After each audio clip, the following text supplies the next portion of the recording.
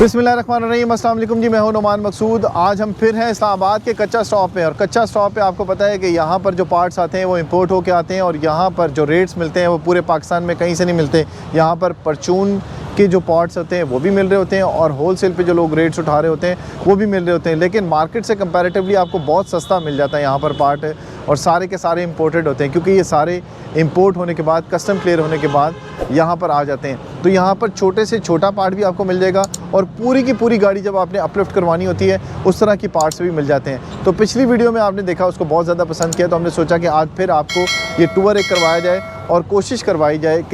कोशिश की जाए कि यहाँ पर जो पार्ट्स होते हैं वो किस तरह से मिल रहे होते हैं, और नीलामी का तरीक़ाकार क्या होता है, और उसके बाद ये नीलाम होने के बाद ये पार्ट्स यहाँ पर आपको इंस्टॉल्स में कैसे मिलते हैं और दुकानों तक किस तरह जाते हैं। तो यहाँ पर ये होता है कि अब पेशावर से पहले जो लोग ले रहे होते हैं उनके लिए होता था, अब ये होता है कि आपको पूरे जो पाकिस्तान के पेशावर समेत जितने भी जो इलाके हैं वहाँ पर सारे के सारे पार्ट्स आपको मिल रहे होते हैं, और वो सारे पार्ट्स जो हैं वो पूरे पाकिस्तान में जाते हैं। कराची, इस्लामाबाद, सिंध, बलूचिस्तान और बाकी जो इलाके हैं वहाँ पर ये पार्ट्स जा रहे होते हैं, और दुकान वाले जो हैं वो भी ख़रीद रहे होते हैं, जो होलसेल मार्केट के लोग होते हैं वो भी ख़रीद रहे होते हैं। और इसके साथ साथ बैक साइड पे आप मेरे देख रहे होंगे जो स्टॉल्स लगे हुए हैं, यहाँ पर ये पार्ट्स भी मिल रहे होते हैं।